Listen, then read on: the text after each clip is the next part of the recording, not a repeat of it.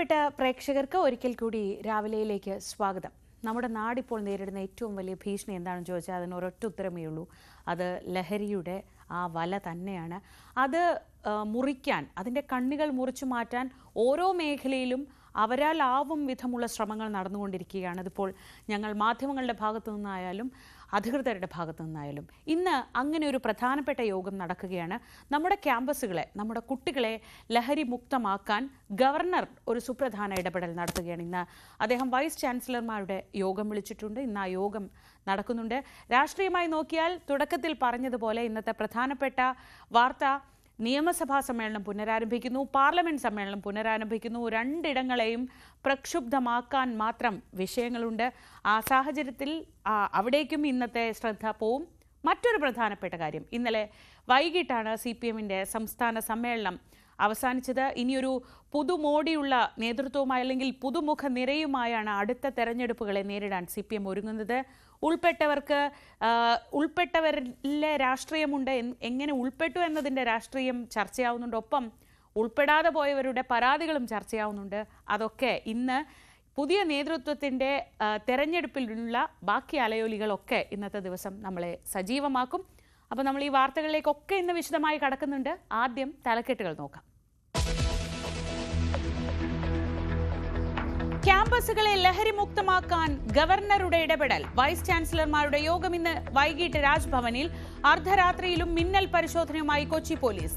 താമരശ്ശേരിയിലെ ഷാനിദിന്റെ മരണം അമിതമായി മയക്കുമരുന്ന് രക്തത്തിൽ കലർന്നതുമൂലം.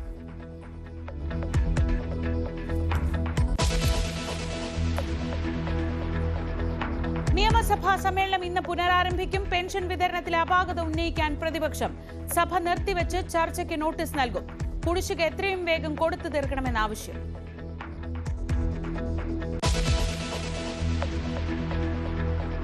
പാർലമെന്റ് ബജറ്റ് സമ്മേളനവും പുനരാരംഭിക്കും. വഖഫ് ബിൽ അടക്കം നിരവധി വിഷയങ്ങൾ സഭയിലെത്തും. വോട്ടർ പട്ടികയിലെ ഇരട്ടിപ്പും മണ്ഡല പുനർനിർണയവും പ്രതിഷേധ വിഷയമാക്കാൻ കോൺഗ്രസ്. നിലപാട് ആലോചിക്കാൻ സ്ട്രാറ്റജി ഗ്രൂപ്പ് യോഗം വൈകിട്ട് ഡൽഹിയിൽ.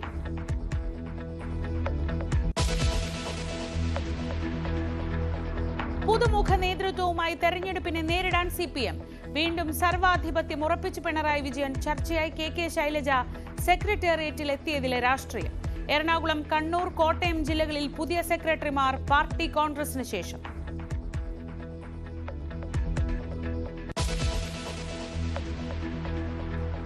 രാഷ്ട്രീയ കേന്ദ്രങ്ങളിൽ ചർച്ചയായി CPM-ലെ അഴിച്ചുപണി.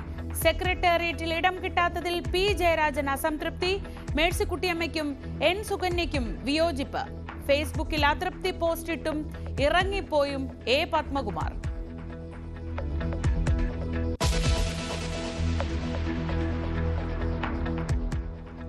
വെഞ്ഞാറമൂട് കൂട്ടക്കുരുതിക്ക് കാരണം സാമ്പത്തിക ബാധ്യത തന്നെ. നിർണായക സ്ഥിരീകരണവുമായി അന്വേഷണ സംഘം. ഗൾഫിലെ ബിസിനസ് തകർന്നിട്ടും കുടുംബം ആഡംബര ജീവിതം തുടർന്നു. വീട്ടിലെ ഗ്യാസ് തുറന്നുവിട്ടത് സ്വത്തുവകകൾ ബന്ധുക്കൾ കൈയടക്കാതിരിക്കാനെന്ന അഫാന്റെ മൊഴി.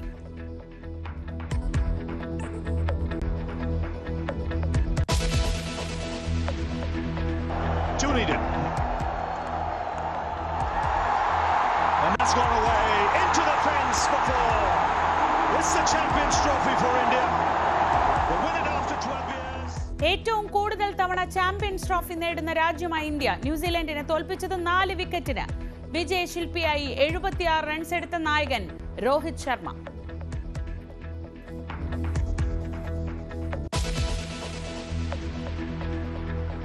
മാർക്ക് കാർണി പുതിയ കനേഡിയൻ പ്രധാനമന്ത്രി. ജസ്റ്റിൻ ട്രൂഡോയുടെ പകരക്കാരനാകുന്നത് ലിബറൽ പാർട്ടിയിൽ 86% വോട്ടിന്റെ ഭൂരിപക്ഷം നേടി.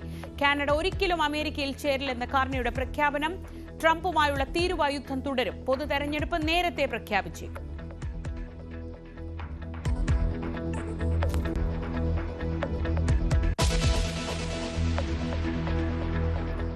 ലഹരിക്കണ്ണികൾ പൊട്ടിക്കാൻ കേരളം.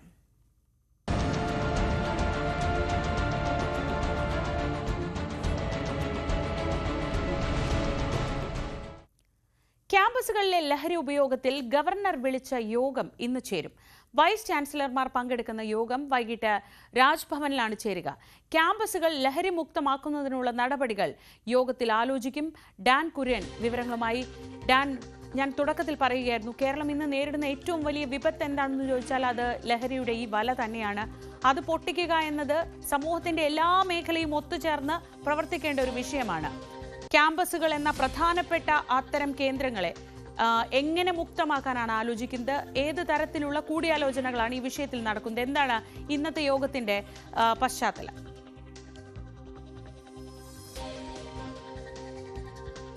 ശ്രീജ, ഈ തുടർച്ചയായി ഉണ്ടാകുന്ന ലഹരി കേസുകൾ, അതായത് ഏതാണ്ട് 2 മാസത്തിനിടെ 63ഓളം കൊലപാതകങ്ങൾ, അതിൽ തന്നെ 30ഓളം കേസുകളിൽ പ്രതിസ്ഥാനത്ത് മാറിയിരിക്കുന്നത് ലഹരിയുടെ ഉപയോഗം തന്നെ. അങ്ങനെ വീടുകൾക്കുള്ളിൽ വെച്ച് നടന്ന കൊലപാതകങ്ങളായിരുന്നു ഈ 63 കൊലപാതകങ്ങളിൽ ഭൂരിപക്ഷവും എന്നാണ് പോലീസിന്റെ അന്വേഷണത്തിലടക്കം കണ്ടെത്തൽ. അങ്ങനെ വരുമ്പോൾ ഈ ലഹരിയുടെ ഉപയോഗം എത്ര കണ്ട് സമൂഹത്തെ അക്രമോത്സുകമാക്കുന്നു എന്നത് വലിയ തരത്തിൽ ചർച്ചയായി മാറിക്കൊണ്ടിരിക്കുന്ന ഒരു പശ്ചാത്തലത്തിൽ തന്നെയാണ് ക്യാമ്പസുകളെ ലഹരിമുക്തമാക്കുന്നതിന് വേണ്ടിയിട്ടുള്ള ഗവർണർ നേരിട്ട് ഇടപെടുന്ന ഒരു അടിയന്തര നീക്കം, അങ്ങനെ ഒരു നീക്കം രാജ്ഭവനിൽ നിന്ന് ഉണ്ടായിരിക്കുന്നത്. ഗവർണർ RV ആർലേക്കർ വൈസ് ചാൻസലറുമായി ഇന്ന് വൈകുന്നേരമായിരിക്കും രാജ്ഭവനിൽ വെച്ച് കൂടിക്കാഴ്ച നടത്തുക.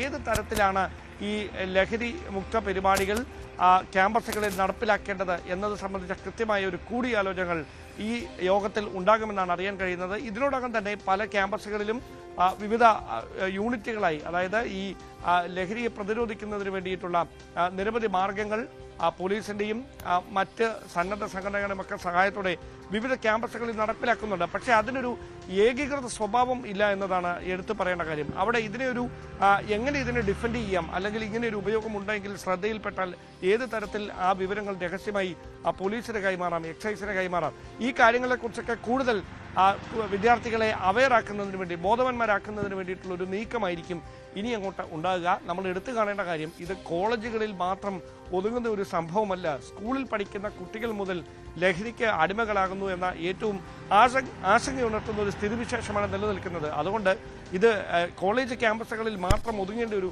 ബോധവൽക്കരണമല്ല, അതിനപ്പുറത്തേക്ക് ഇതിനൊരു വ്യാപകമായ മാനം കൈവരേണ്ടതുണ്ട്. എന്തായാലും ഗവർണർ വിളിക്കുന്ന യോഗത്തിൽ ക്യാമ്പസുകളിലെ ഈ ലഹരി ഉപയോഗം നിയന്ത്രിക്കുന്നതിന്, അത് പൂർണ്ണമായി തടയിടുന്നതിന് വേണ്ടിയിട്ടുള്ള നീക്കങ്ങളുടെ ഭാഗമായിട്ടാണ് ഇന്ന് വൈകുന്നേരം വൈസ് ചാൻസലർമാരുമായി കൂടിക്കാഴ്ച രാജ്ഭവനിൽ നടക്കുന്നത്. ഡാൻ കുര്യനാണ് വിവരങ്ങൾ നൽകിയത്. കൊച്ചിയിൽ നിന്ന് നവമി ദിനേശും കൂടി ചേരുന്നുണ്ട്. നവമി, കൊച്ചിയിൽ വളരെ കാര്യമായി തന്നെ ഈ ലഹരി പരിശോധനകൾ നടക്കുന്നുണ്ട്. ഇന്നലെ നമ്മൾ കണ്ടതാണ്, ഒരു പ്രമുഖ മേക്കപ്പ് മാൻ കയ്യിൽ കഞ്ചാവുമായി പിടിയിലാവുന്നു. ഇപ്പോൾ അയാൾക്ക് ജാമ്യം കിട്ടിയെന്ന വാർത്തകൾ വരുന്നുണ്ട്. ഏത് രീതിയിലാണ് പോലീസ് ഈ ലഹരി വിൽപ്പന കേന്ദ്രങ്ങൾ അല്ലെങ്കിൽ ലഹരി കൈമാറുന്ന കേന്ദ്രങ്ങളെ തകർക്കുക എന്നൊരു ലക്ഷ്യത്തോടെ പ്രവർത്തിക്കുന്നത്? ഇന്നലത്തെ ദിവസം എന്തൊക്കെയാണ് സംഭവിച്ചിട്ടുള്ളത്? ശ്രീജ, ഇന്നലെ കൊച്ചിയിൽ ഒരു മിന്നൽ പരിശോധന പോലീസിന്റെയും എക്സൈസിന്റെയും ഭാഗത്തു നിന്നുമുണ്ടായി.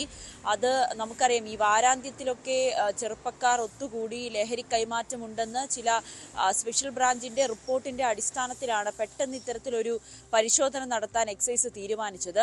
കൊച്ചി നഗരത്തിന്റെ വിവിധയിടങ്ങളിൽ രാത്രി ഏകദേശം 9 മണി മുതൽ പുലർച്ചെ 3 മണി വരെ, രാത്രി 9 മണി മുതൽ പുലർച്ചെ 4 മണി വരെയാണ് ഈ ഒരു മിന്നൽ പരിശോധന നീണ്ടത്. ഇതിൽ 300 പേരെ പിടികൂടിയിട്ടുണ്ട്. ഇവരുടെ കയ്യിൽ നിന്നും MDMAയും ഹാഷിഷ് ഓയിലും ഒക്കെ പിടിച്ചെടുക്കുകയും ചെയ്തു. ഒപ്പം വാഹന പരിശോധനയിൽ മദ്യപിച്ച് വാഹനം ഓടിച്ച 193 പേരെയും പിടികൂടിയിട്ടുണ്ട്. അങ്ങനെ പോലീസ് എന്തായാലും ഇതിനൊരു കടിഞ്ഞാണിടുക എന്നൊരു തീരുമാനത്തോടു കൂടി രംഗത്തെത്തിയിരിക്കുകയാണ്. മിന്നൽ പരിശോധന എല്ലാവരെയും പരിശോധിക്കുക. കാരണം നമ്മൾ മുൻപൊക്കെ പറഞ്ഞിരുന്നത്, ചെറുപ്പക്കാർ അല്ലെങ്കിൽ ഒരു 20 വയസ്സ്, 25-നും 40-നും ഒക്കെ ഇടയിലുള്ളവരാണ് കൂടുതൽ ലഹരി ഉപയോഗിക്കുന്നത്, മദ്യപിക്കുന്നത് എന്നൊക്കെയുള്ള റിപ്പോർട്ടായിരുന്നു ഇത്രയും നാൾ നമ്മൾ പറഞ്ഞുകൊണ്ടിരുന്നത്. പക്ഷെ ഇപ്പോൾ സ്ഥിതി അത് മാറി. സ്കൂൾ കുട്ടികളടക്കം ലഹരി ഉപയോഗിക്കുന്ന, ലഹരി കൈമാറ്റം നടത്തുന്ന, ഈ കാരിയറായിട്ടൊക്കെ പ്രവർത്തിക്കുന്ന രീതിയിലേക്ക് നമ്മുടെ നാട് മാറിക്കഴിഞ്ഞു. പ്രത്യേകിച്ച് കൊച്ചി നഗരം നമ്മൾ കണ്ടതാണ്. ടോം കുര്യാക്കോസും സംഘവും ഒരു രാത്രി ഒരു വലിയൊരു പരിശോധന, അല്ലെങ്കിൽ രാത്രി ഒരു നടത്തിയ ഒരു പരിശോധനയിൽ നിരവധി പേരാണ് ഇത്തരത്തിൽ ലഹരി ഉപയോഗിക്കുന്നതായി കണ്ടെത്തുകയും ഒക്കെ ചെയ്തത്. ഇത് നമ്മൾ കൃത്യമായി പോലീസിനെയും മറ്റു ഉദ്യോഗസ്ഥരെയും ഒക്കെ അറിയിക്കുകയും ചെയ്തു. ഇതിൻ്റെയൊക്കെ ഒരു ഫലമായി തന്നെയാണ് ഈ ഇടങ്ങളിലെല്ലാം ഒരു പരിശോധനയ്ക്ക് ഒരു മിന്നൽ പരിശോധന പോലീസിന്റെ ഭാഗത്തു നിന്നും ഉണ്ടായത് ജവഹർലാൽ നെഹ്റു സ്റ്റേഡിയം, കടവന്ത്ര, പനമ്പള്ളി നഗർ പോലുള്ള ആളുകൾ കൂടി നിൽക്കുന്ന രാത്രികാല നൈറ്റ് ലൈഫ് കൂടുതൽ എൻജോയ് ചെയ്യുന്ന അല്ലെങ്കിൽ ആളുകൾ ഒത്തുകൂടുന്ന ഇടങ്ങളിലേക്കാണ് ഈ പരിശോധനയുടെ ഭാഗമായി പോലീസ് സംഘം എത്തിയത്. അങ്ങനെ നിരവധി കേസുകളാണ് രജിസ്റ്റർ ചെയ്തത്. മറ്റൊന്ന് ശ്രീജ, ഈ നമ്മൾ നേരത്തെ പറഞ്ഞതുപോലെ ഈ മേക്കപ്പ് മാന്റെ അത് വീര്യം കൂടിയ ഹൈഡ്രോളിക് കഞ്ചാവുമായാണ് പിടികൂടിയത്. പക്ഷെ അയാൾക്ക് ജാമ്യം കിട്ടി പുറത്തിറങ്ങുകയാണ്. ഒരു ദിവസം ജയിലിൽ കിടന്നുകൊണ്ട് പിറ്റേ ദിവസം അയാൾ നന്നായി, അല്ലെങ്കിൽ ഇത്തരത്തിൽ പിടികൂടുന്നവർ നന്നായിട്ടുണ്ട്, അവരിനി ലഹരി ഉപയോഗിക്കില്ല എന്നൊന്നും നമുക്ക് പറയാൻ കഴിയില്ല. അത് നമ്മുടെ കൃത്യമായിട്ടുള്ളൊരു നിയമത്തിന്റെ പിഴവ് തന്നെയാണ്. അവർക്ക് എന്തുകൊണ്ടാണ് കൃത്യമായിട്ടുള്ളൊരു പരിശോധന അല്ലെങ്കിൽ ഈ കൃത്യമായിട്ടുള്ള ശിക്ഷ നൽകാത്തതെന്നൊരു ചോദ്യമാണ് ഇവിടെ പ്രസക്തമാകുന്നത്. അതുകൊണ്ട് ഇതിന് കൃത്യമായിട്ടുള്ള ശിക്ഷ നൽകണം. ഇനി അവർ ഇത്തരത്തിലുള്ള ലഹരി ഉപയോഗിക്കാതിരിക്കാനുള്ള നടപടികളിലേക്ക് പോലീസിന്റെ ഭാഗത്തു നിന്നും ഉണ്ടാകണം. 2-ലധികം തവണ ഈ പിടികൂടുന്നവരെ കരുതൽ തടങ്കലിൽ വെക്കണമെന്നൊരു ഒരു നിയമമുണ്ട് കേന്ദ്ര സർക്കാരിന്റെ. പക്ഷെ അതൊന്നും പാലിക്കപ്പെടുന്നില്ല. ഇനിയെങ്കിലും അത് അത്രമാത്രം അല്ലെങ്കിൽ അത്രയും ശക്തമായി പാലിച്ചാൽ മാത്രമേ ഇനിയും നമ്മുടെ നാട്ടിൽ നിന്നും ലഹരിയുടെ ഉപയോഗവും അല്ലെങ്കിൽ ലഹരിയുടെ കൈമാറ്റവും ഒക്കെ ഒരു പരിധിവരെ തടയാൻ കഴിയുകയുള്ളൂ.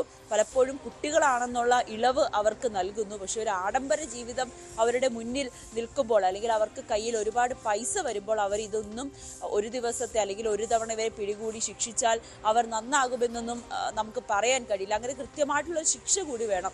അത് കുട്ടികളായാലും അവരെ പറഞ്ഞ് ബോധവൽക്കരണം നടത്തി അവരെ ഡി അഡിക്ഷൻ സെന്ററിൽ കൊണ്ടുപോയി, അത് നമ്മുടെ നിയമ സംവിധാനം മാത്രമല്ല നമ്മുടെ മാതാപിതാക്കളും ഒക്കെ ആ രീതി മുന്നോട്ട് വന്നാൽ മാത്രമേ നമുക്ക് ഇതിലൊരു ശാശ്വതമായിട്ടുള്ള പരിഹാരം ഉണ്ടാകും. തീർച്ചയായും. കൊച്ചിയിൽ നിന്ന് കഴിഞ്ഞ ദിവസം വന്നൊരു വാർത്ത നമ്മളെയൊക്കെ ഞെട്ടിച്ചതാണ്. 12 വയസ്സുള്ള ഒരു കുട്ടി MDMA ഉപയോഗിച്ചിരുന്നു എന്നൊരു വാർത്തയാണ് കൊച്ചിയിൽ നിന്ന് വന്നത്. അങ്ങനെ ഇത് നമ്മുടെ ജീവിതത്തിൻ്റെ എല്ലാ തട്ടിലേക്കും കൊച്ചു കുട്ടികൾ മുതൽ യുവാക്കൾ അടക്കം അത് നീളുകയാണ്. ആ കണ്ണി പൊട്ടിക്കുക എന്നത് അത്ര ചെറിയൊരു ദൗത്യമല്ല, അതൊരു വലിയ സാമൂഹ്യ ദൗത്യമായി ഉത്തരവാദിത്വത്തോടെ നമ്മൾ ജനങ്ങളും മാധ്യമങ്ങളും അധികൃതരും എല്ലാവരും ഒറ്റക്കെട്ടായി നിന്നാൽ മാത്രം മുറിച്ചു മാറ്റാൻ കഴിയുന്ന കണ്ണികളാണിത്. ആ പരിശ്രമത്തിലാണിപ്പോൾ പോലീസ് ഉള്ളത്. പോലീസും ഇതിനെ ഗൗരവത്തോടെ കാണേണ്ടതുണ്ട്. ഇതെങ്ങനെയാണ് ഇത്രയും വലിയൊരു നെറ്റ്വർക്ക് ഉണ്ടായത് എന്നതാണ് ഏറ്റവും ശ്രദ്ധേയമായ കാര്യം.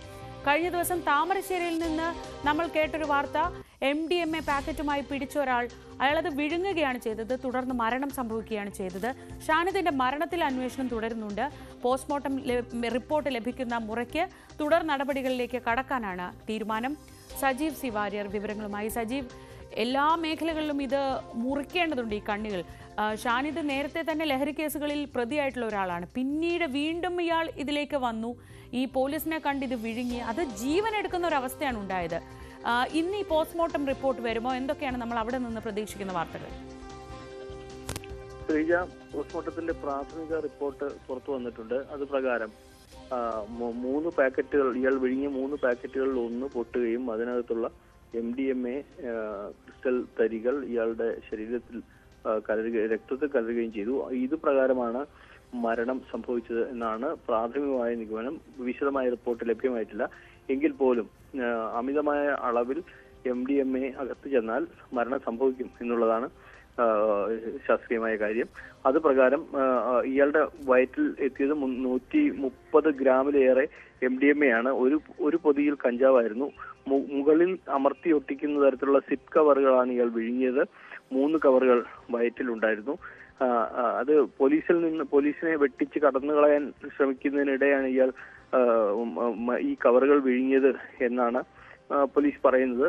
ഒടുവിൽ അയാൾ ആദ്യം കഞ്ചാവാണെന്ന് പറഞ്ഞു, പിന്നീട് MDMA ആണെന്ന് സമ്മതിച്ചോടെയാണ് വിദഗ്ധമായ ചികിത്സയ്ക്കായി മെഡിക്കൽ കോളേജിലേക്ക് മാറ്റിയത്. പിന്നീട് എൻഡോസ്കോപ്പി നടത്തി. എൻഡോസ്കോപ്പിയിൽ കവറുകൾ, പ്ലാസ്റ്റിക് കവറുകളിൽ ക്രിസ്റ്റൽ തരികൾ അടങ്ങിയ പാക്കറ്റുകൾ വയറ്റിൽ കണ്ടെത്തുകയും ചെയ്തു. ആദ്യഘട്ടത്തിൽ ഇയാൾ ഈ ശസ്ത്രക്രിയക്ക് സമ്മതം കൊടുത്തിരുന്നില്ല, ഒപ്പിട്ട് നൽകാൻ വിസമ്മതിച്ചു. പിന്നീട് ബന്ധുക്കളും അതുപോലെ വിദഗ്ധരായിട്ടുള്ള ഡോക്ടർമാരുടെയും അഭിപ്രായം പരിഗണിച്ച്, നിയമവിദഗ്ധരുടെയും അഭിപ്രായം പരിഗണിച്ചാണ് ശസ്ത്രക്രിയക്ക് ഒരുങ്ങുന്ന ഘട്ടത്തിലാണ് ഇയാളുടെ മരണം സംഭവിക്കുന്നത്. 2ാം ദിവസം. അപ്പോൾ മരണം സംഭവിച്ച ശേഷം ഇപ്പോൾ പോസ്റ്റ്മോർട്ടം ഇന്നലെ നടന്നു. പോസ്റ്റ്മോർട്ടത്തിലെ പ്രാഥമിക വിവരം പുറത്തു വന്നു. അതുപ്രകാരം ഇയാൾ ഇയാളുടെ രക്തത്തിൽ അമിതമായ തോതിൽ MDMA കലർന്നു എന്ന് കണ്ടെത്തി. അതാണ് മരണകാരണമെന്നും കണ്ടെത്തുകയുണ്ടായി. ശ്രീജ. ശരി, സജീവ് സിവാരരാണ് വിവരങ്ങൾ നൽകിയത് കോഴിക്കോട് നിന്ന്.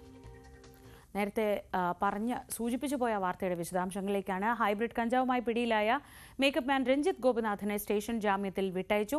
അട്ടഹാസം എന്ന സിനിമയുടെ ലൊക്കേഷനിൽ പോയി വരുന്നതിനിടയിലാണ് രഞ്ജിത്ത് പിടിയിലായത്. വിവരങ്ങളുമായി PA സാഗർ ചേരുന്നു. Sagar, good morning. ഇന്നലെയാണ് ഈ RG വയനാടൻ എന്നൊക്കെ അറിയപ്പെടുന്ന ഇയാൾ പിടിയിലായത്. ഈ കയ്യിലെ കഞ്ചാവിൻ്റെ അളവിൻ്റെ അടിസ്ഥാനത്തിലാണോ പെട്ടെന്ന് തന്നെ ജാമ്യം കിട്ടിയത്? ഇനി ഇത് ഒരാൾ മാത്രമല്ല എന്ന് പോലീസിനും അറിവുണ്ടല്ലോ. അപ്പോൾ ഏത് രീതിയിലാണ് ഈ മേഖലയിൽ കൂടുതൽ അന്വേഷണം വ്യാപകമാക്കുന്നത്? ശ്രീജ, ഇന്നലെയായിരുന്നു ഇത്തരത്തിലൊരു പരിശോധന ഇടുക്കിയിൽ നടന്നത്. കാരണം ഇടുക്കിയിൽ വ്യാപകമായ തോതിൽ ലഹരി വസ്തുക്കൾ എത്തുന്നു, കഞ്ചാവ് എത്തുന്നു എന്ന വിവരത്തിന്റെ അടിസ്ഥാനത്തിലാണ് എക്സൈസും പോലീസും സംയുക്തമായി പരിശോധന നടത്തിയത്. ഈ പരിശോധനയ്ക്കിടെയാണ് വാഗമൺ റോഡിൽ നടത്തിയ പരിശോധനയിലാണ് ഈ സിനിമ മേക്കപ്പ് മാനിൽ നിന്നും കഞ്ചാവ് പിടികൂടിയത്. കൂടിയ ഇനം, അതായത് ഹൈബ്രിഡ് കഞ്ചാവാണ് ഈ മേക്കപ്പ് മാനിൽ നിന്നും പിടികൂടിയത്. ഇയാൾ പ്രമുഖമായ സിനിമയിലെ ഒട്ടേറെ സിനിമകൾക്ക് മേക്കപ്പ് നിർവഹിച്ചിട്ടുള്ള ആളാണ്. ഇയാളുടെ വീട്ടിൽ നടത്തിയ പരിശോധനയിലും കഞ്ചാവ് ഉൾപ്പെടെ കണ്ടെത്തിയിരുന്നു. ഇന്നലെ പിടിച്ച കഞ്ചാവിന്റെ അളവ് കുറഞ്ഞതിനാലാണ് ഇയാൾക്ക് സ്റ്റേഷൻ ജാമ്യം എക്സൈസ് അധികൃതർ നൽകിയത്. ഇയാൾ 3 വർഷമായി കഞ്ചാവ് ഉപയോഗിക്കുന്നുണ്ടെന്നാണ് അധികൃതർ വ്യക്തമാക്കിയിരിക്കുന്നത്. ഈ കഞ്ചാവ് ഇയാൾ വാങ്ങിയത് കൊച്ചി സ്വദേശിയിൽ നിന്നാണ്. 10,000 രൂപ നൽകിയാണ് ഇയാൾ 50 ഗ്രാം കഞ്ചാവ് വാങ്ങിയത്. ഈ കഞ്ചാവ് വാങ്ങിയതിനു ശേഷം ഇതിൽ നിന്ന് അല്പം ഉപയോഗിക്കുകയും ബാക്കി കയ്യിൽ വെച്ചുകൊണ്ടാണ് ഇയാൾ ഇടുക്കിയിലേക്ക് വന്നത്. അട്ടഹാസം എന്ന സിനിമയുടെ ലൊക്കേഷനിലേക്ക് പോകുന്നതിനിടയിലാണ് ഇയാൾ എക്സൈസിന്റെ പിടിയിലായത്. ഈ പിടിയിലായ ഇയാളുടെ മൊഴിയുടെ അടിസ്ഥാനത്തിൽ തുടർന്ന് സിനിമാ മേഖലയിൽ പ്രത്യേക അന്വേഷണം നടത്തും. ഈ അട്ടഹാസം സിനിമ ഷൂട്ടിംഗ് നടക്കുന്ന മേഖലയിൽ ഉൾപ്പെടെ, ഈ സിനിമാ സെറ്റിൽ ഉൾപ്പെടെ പരിശോധന കർശനമാക്കുമെന്നാണ് എക്സൈസ് അധികൃതർ അറിയിച്ചിരിക്കുന്നത്. ശ്രീജ. സാഗറാണ് വിവരങ്ങൾ നൽകിയത്. ഇന്നലെ പിടിയിലായ മേക്കപ്പ് മാൻ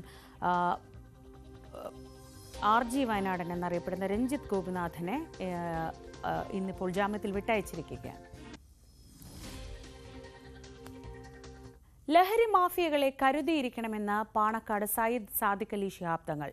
മാഫിയകൾക്കെതിരെയും മഹല്ല് കമ്മിറ്റികളും സംഘടനകളും ബോധവൽക്കരണം നടത്തണമെന്നും അദ്ദേഹം ആവശ്യപ്പെട്ടു. ചെമ്മാട് ദാറുൽ ഹുദ റംദാൻ പ്രഭാഷണ പരമ്പരയുടെ സമാപന സമ്മേളനം ഉദ്ഘാടനം ചെയ്ത് സംസാരിക്കുകയായിരുന്നു അദ്ദേഹം. ലഹരിയുടെയും മയക്കുമരുന്നിൻ്റെയും ആ ഒരു പിടിയിൽ അകപ്പെട്ടുകൊണ്ട് സമൂഹം തന്നെ ഏറെ പ്രയാസപ്പെടുന്ന ദിനരാത്രങ്ങളിലൂടെയാണ് നമ്മൾ പോകുന്നത്. അതിനെതിരെ ശക്തമായി കരുതിയിരുന്നു കൊണ്ട് തന്നെ നമുക്ക് മുന്നോട്ട് പോകണം.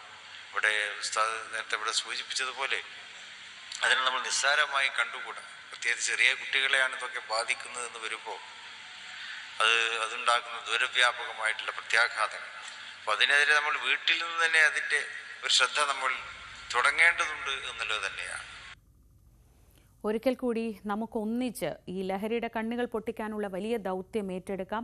നമ്മളറിയാതെ നമ്മുടെ കുടുംബങ്ങളിലേക്ക്, നമ്മുടെ പ്രിയപ്പെട്ടവരിലേക്കൊക്കെ ഈ കണ്ണി നീളുന്നുണ്ട്. അതിന് മത, സാമുദായിക, രാഷ്ട്രീയ സംഘടനകളും എല്ലാ സമൂഹത്തിൻ്റെ എല്ലാ മേഖലകളിൽപ്പെട്ട മനുഷ്യന്മാരും ഒന്നിച്ചു നിന്നാൽ മാത്രമേ ഈ വലിയ വിപത്തിൽ നിന്നും നമ്മുടെ പുതിയ തലമുറയെ രക്ഷിക്കാനാവൂ. അതുകൊണ്ട് തന്നെ ഇതൊരു വലിയ സാമൂഹ്യ ദൗത്യമായി, ഉത്തരവാദിത്വമായി നമുക്ക് എല്ലാവർക്കും ഒന്നു ചേർന്ന് ഏറ്റെടുക്കാം. മറ്റു വാർത്തകൾ കൂടി നോക്കാം. വെഞ്ഞാറമൂട് കൂട്ടക്കൊലപാതകത്തിന്റെ കാരണം സാമ്പത്തിക ബാധ്യത തന്നെയെന്ന് ഉറപ്പിക്കുകയാണ് അന്വേഷണ സംഘം. അബ്ദുൾ റഹീം സൗദിയിൽ നടത്തിയിരുന്ന വ്യാപാരത്തിൽ തകർച്ച നേരിട്ടിട്ടും കുടുംബത്തിന്റെ ആഡംബര ജീവിതശൈലി മാറ്റമില്ലാതെ തുടർന്നതാണ് ബാധ്യതകളുടെ ആക്കം കൂട്ടിയതെന്ന് പോലീസ് കണ്ടെത്തിയിരിക്കുന്നു.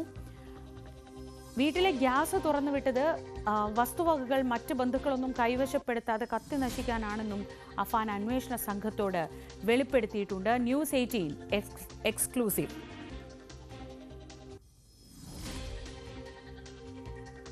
പേരുമലയിലെ വീട്ടിലെത്തിച്ച് അന്വേഷണ സംഘം നടത്തിയ തെളിവെടുപ്പിനിടെയാണ് ഫെബ്രുവരി 24-ാം തീയതി സംഭവിച്ച കൊടും ക്രൂരകൃത്യങ്ങൾ 23-കാരനായ അഫാൻ പോലീസിനോട് വിശദീകരിച്ചത്. സംഭവ ദിവസം രാവിലെ 10 മണിക്ക് വീടിനുള്ളിലെ സോഫയിലിരുന്ന് താനും ഉമ്മ ഷെമിയും കടക്കണിയിൽ നിന്ന് രക്ഷപ്പെടാൻ ആത്മഹത്യയല്ലാതെ മറ്റ് പോംവഴികൾ ഒന്നുമില്ലെന്ന് പരസ്പരം പറഞ്ഞു. അതിനിടെ ഉമ്മ പൊക്കോളൂ, ഞാനും അവനും പിന്നാലെ വരാമെന്ന് പറഞ്ഞ് ഉമ്മയുടെ തലയിൽ ഉണ്ടായിരുന്ന ഷോൾ കഴുത്തിൽ ഇറുക്കി വരിഞ്ഞു മുറുക്കി. ഷെമി സോഫയിൽ നിന്ന് നിലത്ത് വീണു, ഒപ്പം താനും. പിന്നീട് മുറിക്കുള്ളിലേക്ക് വലിച്ചു കൊണ്ടുപോയി തല ശക്തിയോടെ തറയിലിടിപ്പിച്ചു. രക്തം വാർന്നൊഴുകുന്നത് കണ്ട് ഉമ്മ മരിച്ചെന്ന് കരുതി മുറിയുടെ വാതിലടച്ച് പുറത്തുപോയി. പാങ്ങോടുള്ള കുടുംബ വീട്ടിൽ തനിച്ച് താമസിച്ചിരുന്ന വല്യമ്മ സൽമ ബീവിയുടെ അടുത്തെത്തി എന്റെ ഉമ്മ പോയടി എന്ന് പറഞ്ഞു. തുടർന്ന് തലയ്ക്ക് ചുറ്റിക കൊണ്ടടിച്ച് മുറിവേൽപ്പിച്ച് 88-കാരിയായ സൽമ ബീവിയെയും വകവരുത്തി. അവിടെ നിന്ന് പിതൃസഹോദരൻ ലത്തീഫിന്റെ വീട്ടിലെത്തി രണ്ടുപേരുടെ ജീവനെടുത്തു. ഒടുവിൽ ഉമ്മയുടെ അടുത്തേക്ക് വരണമെന്ന് പറഞ്ഞ് പെൺസുഹൃത്ത് ഫർസാനയെ മുക്കുന്നൂരിലെ വീട്ടിൽ നിന്ന് വിളിച്ചു വരുത്തി. കാവറയിൽ നിന്ന് തനിക്കൊപ്പം ബൈക്കിൽ കയറിയ ഫർസാനയോട് ഈ വണ്ടി ഇടിച്ച് താൻ മരിച്ചാൽ എന്ത് ചെയ്യുമെന്ന് യാത്രക്കിടെ പ്രതി ചോദിച്ചു. നിനക്കൊപ്പം ഞാനും മരിക്കുമെന്ന് ഫർസാനയുടെ മറുപടി. തുടർന്ന് പേരമലയിലെ വീടിന്റെ മുന്നിലെത്തിയപ്പോൾ ഗേറ്റ് പൂട്ടിയ നിലയിൽ. താനും ഫർസാനയും മതിൽ ചാടിക്കടന്ന് വീടിനുള്ളിൽ പ്രവേശിച്ചു. മുകൾ നിലയിലെ മുറിയിലെത്തിച്ച് ഉമ്മ പോയെന്ന് ആദ്യം വെളിപ്പെടുത്തി. പിന്നാലെ ആക്രമിച്ച മറ്റുള്ളവരുടെ വിവരങ്ങളും. നടുക്കുന്ന വിവരങ്ങൾ കേട്ട് കൈകൾ കൊണ്ട് കണ്ണുപൊത്തി തല കുനിച്ച് ഫർസാന സമീപത്തെ കസേരയിലിരുന്നു. പൊടുന്നനെ നീ കരയില്ലെന്നും ഞാനും അനുജനും നിന്റെ പിന്നാലെ വരുമെന്നും പറഞ്ഞ് അടുത്ത് കരുതിയിരുന്ന ചുറ്റിക കൊണ്ട് 2 തവണ പെൺസുഹൃത്തിന്റെ നെറ്റിയിൽ അടിച്ചു. ആദ്യ ആക്രമണത്തിൽ തന്നെ അവളുടെ ജീവൻ നഷ്ടപ്പെട്ടെന്നും പിന്നീട് തലയ്ക്കു ചുറ്റും അടിക്കുകയായിരുന്നെന്നുമാണ് വെളിപ്പെടുത്തൽ. അതിനിടെ ഇഷ്ടഭക്ഷണമായ കുഴിമന്തിയും വാങ്ങി വീട്ടിലേക്ക് മടങ്ങി വന്ന സഹോദരനെ അകത്ത് വിളിച്ചു കയറ്റി ഉമ്മ പോയെന്ന് പറഞ്ഞു. നമുക്കും ഉമ്മയുടെ അടുത്തേക്ക് പോകാമെന്ന് പറഞ്ഞ് ശബ്ദം പുറത്ത് കേൾക്കാതിരിക്കാൻ ഹാളിനുള്ളിലെ TV ഓണാക്കിയ ശേഷം അഫ്സാന്റെ നേർക്ക് ആദ്യ ആക്രമണം. ഇക്ക ഇക്ക എന്ന് വിളിച്ചുകൊണ്ടായിരുന്നു 14-കാരൻ പിടഞ്ഞു വീണത്. പിന്നാലെ സമീപത്തെ മുറിക്കലിൽ നിന്ന് അനക്കം കേട്ട് തുറന്നു നോക്കുമ്പോൾ ഉമ്മയുടെ കണ്ണുകൾ ചലിക്കുന്നുണ്ടായിരുന്നു. അതിനിടെ ചുറ്റിക കൊണ്ട് പലതവണ ഷെമിയുടെ തലയിൽ അടിച്ചു. രക്തം പരന്നൊഴുകിയിട്ടും കണ്ണുകൾ തുറന്നിരുന്നതോടെ ബലമായി മുറുക്കിയടച്ച ശേഷം താൻ പുറത്തു കടന്നു.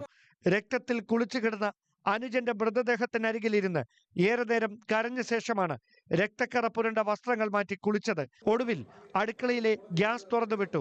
തുടർന്ന് ശീതളപാനീയത്തിൽ എലിവിഷം കലർത്തി കുടിച്ച ശേഷം വീടിന് പുറത്തു കടന്നു. ബൈക്ക് സ്റ്റാർട്ടാകാതെ വന്നതോടെ ഓട്ടോ പിടിച്ച് വെഞ്ഞാറമൂട് പോലീസ് സ്റ്റേഷനിലേക്ക്. ഉമ്മയെയും താൻ ഏറ്റവും കൂടുതൽ സ്നേഹിച്ച അനുജനെയും പെൺസുഹൃത്തിനെയും അതിക്രൂരമായി ആക്രമിച്ചതിൽ കുറ്റബോധമുണ്ടെന്നും എന്നാൽ മറ്റു 3 പേരോട് തനിക്ക് അടങ്ങാത്ത പകയായിരുന്നെന്നുമാണ് തെളിവെടുപ്പിനിടെ അന്വേഷണ സംഘത്തോട് അഫാൻ നടത്തിയ വെളിപ്പെടുത്തൽ. തിരുവനന്തപുരത്ത് നിന്ന് ഡാൻ കുര്യൻ, ന്യൂസ് 18. വെഞ്ഞാറമൂട് കൂട്ടക്കൊലപാതകത്തിൽ പോലീസ് രജിസ്റ്റർ ചെയ്ത കേസിൽ അഫാനായി ഇന്ന് കസ്റ്റഡി അപേക്ഷ നൽകും. പിതൃ സഹോദരൻ അബ്ദുൾ ലത്തീഫ്, ഭാര്യ സജിത ബീഗം എന്നിവരെ കൊലപ്പെടുത്തിയ കേസിലാണ് കസ്റ്റഡി അപേക്ഷ. വിവരങ്ങളുമായി ഡാൻ കുര്യൻ ചേർന്നു. ഡാൻ്റെ റിപ്പോർട്ട് കേട്ടതിൻ്റെ ഒരു നടുക്കത്തിലാണ് നിൽക്കുന്നത്. അത് കഴിഞ്ഞിട്ട് വേണമല്ലോ അടുത്തതിലേക്ക് പോകാൻ. ഈ ക്രൂരമായ കൊലപാതകങ്ങളിൽ ഈ 3, ആദ്യത്തേതിൽ പിതൃമാതാവിൻ്റെ കേസിൽ തെളിവെടുപ്പ് ഇപ്പോൾ പൂർത്തിയായി കഴിഞ്ഞു. ഇനി പകയോടെ കൊലപ്പെടുത്തിയ 2 പേരുടെ കാര്യത്തിലാണ് അടുത്ത തെളിവെടുപ്പ്. അതിനായുള്ള കസ്റ്റഡി അപേക്ഷയാണ് നടക്കുന്നത്.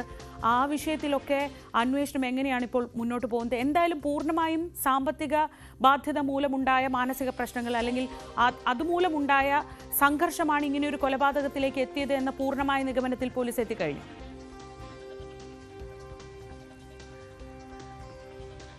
ശ്രീജ, വൻ സാമ്പത്തിക ബാധ്യത തന്നെയാണ് ഈ കൊലപാതകത്തിന്റെ അടിസ്ഥാനം എന്ന കാര്യം പോലീസ് ഏറെക്കുറെ ഉറപ്പിച്ചിരിക്കുകയാണ്. കാരണം ഈ ബാധ്യതകൾ ഏതൊക്കെയാണ്, ആർക്കൊക്കെയാണ് നൽകാനുള്ളത് എന്നതിനെ സംബന്ധിച്ച കൃത്യമായ വിവരങ്ങൾ പോലീസിന് ലഭിച്ചിട്ടുണ്ട്. അതോടൊപ്പം ഈ കുടുംബത്തിന് വൻ തുക കടമായി നൽകിയ ചില പലിശക്കാരെ കുറിച്ചുള്ള വിവരങ്ങളും പോലീസിന് ലഭിച്ചിട്ടുണ്ട് എന്നാണ് വിവരം. അതായത് 10,000 രൂപ അടുത്ത് ഈ ദിവസങ്ങളിൽ ഒന്നിടവിട്ട ദിവസങ്ങളിൽ പലിശ കൊടുക്കേണ്ടി വരുന്ന സാഹചര്യം ഉണ്ടായിരുന്നു എന്ന തരത്തിലുള്ള സൂചനകളാണ് പോലീസിന് ലഭിച്ചിരിക്കുന്നത്. അത് കേന്ദ്രീകരിച്ചുള്ള അന്വേഷണം നടക്കുന്നുണ്ട്. മീറ്റർ പലിശയാണ് ഇവർക്ക് നൽകേണ്ടി വന്നിരുന്നത്. അങ്ങനെ വൻ തുകകളാണ് ഏതാനും വ്യക്തികളിൽ നിന്നായി കടമായി വാങ്ങിയിരുന്നത്. ഇത് തിരികെ കൊടുക്കാൻ ഒരു നിവൃത്തിയുമില്ല. പിതാവിനോട് ഇങ്ങനെയൊരു പണം കടം വാങ്ങിച്ച കാര്യം പറയാനും കഴിയില്ല. ഇങ്ങനെയൊരു സ്ഥിതിയിലായിരുന്നു അവർ പൊക്കോണ്ടിരുന്നത്.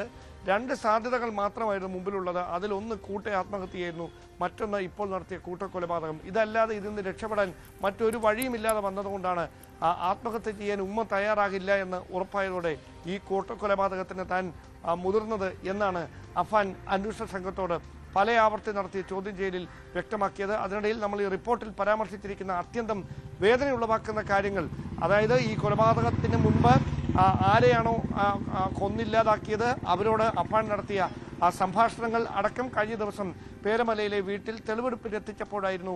വീടിനുള്ളിൽ ഏതാണ്ട് 3/4 മണിക്കൂറോളം നീണ്ട തെളിവെടുപ്പ് നടന്നു. അവിടെ വെച്ചാണ് അന്വേഷണ ഉദ്യോഗസ്ഥരോട്, ആറ്റിങ്ങൽ DVSP ഉൾപ്പെടെയുള്ള അന്വേഷണ ഉദ്യോഗസ്ഥരോട് എന്തായിരുന്നു ഇതിലേക്ക് നയിച്ച സംഭവങ്ങൾ, ഫെബ്രുവരി 24-ാം തീയതി തിങ്കളാഴ്ച എന്താണ് പേരമലയിലെ വീട്ടിൽ വെച്ച് സംഭവിച്ചത് എന്ന കാര്യങ്ങളൊക്കെ പ്രതി വിശദീകരിച്ചത്. അതിനിടയിലാണ് ഏറെ സ്നേഹിച്ചിരുന്ന അനുജനെ ഈ ഉമ്മയുടെ അടുത്തേക്ക് പോകാമെന്ന് പറഞ്ഞ് തലക്കടിച്ച് പിടഞ്ഞു വീഴുമ്പോഴും അവൻ ഇക്ക എന്ന് വിളിച്ചുകൊണ്ടാണ് വീണിരുന്നത് എന്നൊക്കെ പറയുമ്പോൾ മനസാക്ഷിയുള്ള ആരെയും അത് ഉലച്ചു കളയുന്ന ഒരു കാര്യം തന്നെയാണ്. അങ്ങനെ ഈ ബാധ്യതയിൽ നിന്ന് മുക്തി നേടാൻ ഒരു വഴിയുമില്ലാതെ വന്നതുകൊണ്ട് ഇങ്ങനെയൊരു കൊടും കൃത്യത്തിന് താൻ തയ്യാറെടുക്കുകയായിരുന്നെന്നും താനും ജീവിച്ചിരിക്കില്ലെന്നും പുറത്തിറങ്ങിയാൽ ആത്മഹത്യ ചെയ്യുമെന്നുമൊക്കെയാണ് അഫാനും അന്വേഷണ ഉദ്യോഗസ്ഥരോട് വ്യക്തമാക്കുന്നത്. അതിനിടയിലാണ് ഇന്ന് കസ്റ്റഡി അപേക്ഷ സമർപ്പിക്കുന്നത്. പിതൃ സഹോദരൻ ലത്തീഫിനെയും ഭാര്യ ഷജിത ബീഗത്തെയും കൊലപ്പെടുത്തിയ കേസിലാണ് വെഞ്ഞാറമൂട് പോലീസ് ആദ്യം കസ്റ്റഡി അപേക്ഷ സമർപ്പിക്കുക. തെളിവെടുപ്പിനടക്കം അവിടേക്ക് എത്തിക്കേണ്ട സാഹചര്യമുണ്ട്. പേരമലയിൽ എത്തിച്ചതുപോലെ അല്ലെ പാങ്ങോടോ എത്തിച്ച ഒരു സാഹചര്യമായിരിക്കില്ല ലത്തീഫിന്റെ വീടിന്റെ പരിസരത്തേക്ക് എത്തിക്കുമ്പോൾ. ചുള്ളാടത്ത് വലിയ തരത്തിൽ ജനരോഷം ഉണ്ടാകാനുള്ള ഒരു സാധ്യതയുണ്ട് എന്നൊരു വിലയിരുത്തലിന്റെ അടിസ്ഥാനത്തിൽ പോലീസ് കൃത്യമായ സുരക്ഷ ഒരുക്കിക്കൊണ്ട് തന്നെയായിരിക്കും അവിടേക്ക് അഫാനെ തെളിവെടുപ്പിന് വേണ്ടി കൊണ്ടുവരുന്നതിനുള്ള നീക്കങ്ങൾ ആരംഭിച്ചിരിക്കുന്നത്. എന്തായാലും കസ്റ്റഡി അപേക്ഷ സമർപ്പിക്കുന്നതിന് പിന്നാലെ ഇന്ന് തന്നെ പ്രതിയെ കസ്റ്റഡിയിൽ വിട്ടുകിട്ടുമെന്നൊരു പ്രതീക്ഷയിലാണ് അന്വേഷണ സംഘം തുടർ നീക്കങ്ങളുമായി മുമ്പോട്ട് പോകുന്നത്. ഡാൻ കുര്യനാണ് വിവരങ്ങൾ നൽകിയത് തിരുവനന്തപുരത്ത് നിന്ന്. ഇനി പാർലമെന്റ് സമ്മേളനം ഇന്ന് പുനരാരംഭിക്കുകയാണ്. ബജറ്റ് സമ്മേളനത്തിന്റെ 2ാം ഘട്ടത്തിന് ഇന്ന് തുടക്കമാവുമ്പോൾ ഏപ്രിൽ 4 വരെയായിരിക്കും പാർലമെന്റ് സമ്മേളിക്കുക. പ്രധാനപ്പെട്ട പല വിഷയങ്ങളുണ്ട്. വോട്ടർ പട്ടികയിലെ ഇരട്ടിപ്പ്, ദേശീയ വിദ്യാഭ്യാസ നയം, മണ്ഡല പുനർനിർണയം തുടങ്ങി അങ്ങനെ പല വിഷയങ്ങൾ പാർലമെന്റിന്റെ സഭകളെ പ്രക്ഷുബ്ധമാക്കും. വിവരങ്ങളുമായി ER രാഗേഷാണ് നാഷണൽ ഡെസ്കിൽ ചേരുന്നത്. Ragesh, good morning. ഇനിയുള്ള ദിവസങ്ങൾ സംഘർഷഭരിതമായിരിക്കും, കാരണം അത്രയേറെ വിഷയങ്ങളുണ്ട്. പ്രത്യേകിച്ച് ഈ മണ്ഡല പുനർനിർണയമൊക്കെ വലിയൊരു പ്രതിഷേധ വിഷയമായി തമിഴ്നാട്ടിലൊക്കെ നിലനിൽക്കുന്ന ഒരു സമയമാണ്. അപ്പോൾ എന്തൊക്കെ പ്രധാനപ്പെട്ട കാര്യങ്ങളാണ് ഈ സമ്മേളന കാലയളവിൽ സഭയ്ക്ക് മുന്നിലെത്താൻ പോകുന്നത്? Sreeja, good morning. ഏതായാലും ഏപ്രിൽ 4 വരെ നീണ്ടു നിൽക്കുന്ന ബജറ്റ് സമ്മേളനത്തിന്റെ 2ാം ഘട്ടത്തിനാണ് തുടക്കമാകുന്നത്. ശ്രീജ സൂചിപ്പിച്ച പോലെ തന്നെ എല്ലാ സമ്മേളനങ്ങളും സമാനമായ രീതിയിൽ വലിയ രീതിയിലുള്ള വിഷയങ്ങൾ കൊണ്ട് സമ്പന്നമാകാറുണ്ട്. ഇത്തവണയും അതിന് കുറവില്ല. കാരണം 1ാം ഘട്ടത്തിന്റെ അവസാന ദിവസമാണ് വഖഫ് ഭേദഗതി ബിൽ സഭയിൽ വെച്ചത്. ഏതായാലും അത് അവതരിപ്പിച്ച് പാസ്സാക്കുക എന്ന് തന്നെയായിരിക്കും കേന്ദ്ര സർക്കാരിന്റെ ലക്ഷ്യം. പ്രതിപക്ഷം കടുത്ത വിയോജിപ്പ് ഈ വിഷയത്തിൽ അറിയിച്ചിട്ടുണ്ട്. കാരണം നേരത്തെ ബില്ല് അവതരിപ്പിച്ചപ്പോൾ തന്നെ JPC റിപ്പോർട്ട് സമർപ്പിച്ചപ്പോൾ തന്നെ വലിയ പ്രതിഷേധം പ്രതിപക്ഷത്തിന്റെ ഭാഗത്തുനിന്നുണ്ടായിരുന്നു. സ്വാഭാവികമായും പ്രതിപക്ഷത്തിന്റെ ആവശ്യങ്ങളൊന്നും തന്നെ അംഗീകരിച്ചിട്ടില്ല. 14 ഭേദഗതികൾ, പ്രത്യേകിച്ച് സർക്കാർ കൊണ്ടുവന്ന ഭേദഗതികളാണ്, ഭരണപക്ഷം കൊണ്ടുവന്ന ഭേദഗതികളാണ് അംഗീകരിച്ചിരിക്കുന്നത്. അപ്പോൾ പ്രതിപക്ഷം ഈ വിഷയത്തിൽ വലിയ പ്രതിഷേധം ഉന്നയിക്കുമെന്ന കാര്യത്തിൽ സംശയമില്ല. 1ാം ഘട്ടത്തിന് ശേഷമാണ് തമിഴ്നാട്ടിൽ ഭാഷാ വിവാദം ചൂടുപിടിക്കുന്നത്. പ്രത്യേകിച്ച് BJPയും കേന്ദ്ര സർക്കാരും MK സ്റ്റാലിനും തമ്മിലുള്ള നേരിട്ടുള്ള ഏറ്റുമുട്ടലിലേക്ക് കാര്യങ്ങൾ പോയിരുന്നു. അതിനുശേഷം മണ്ഡല പുനർനിർണയം വലിയ വിഷയമായി മാറിയിരിക്കുകയാണ്. പ്രത്യേകിച്ച് DMK തന്നെ ഈ പ്രതിഷേധത്തിന് നേതൃത്വം നൽകുകയാണ്.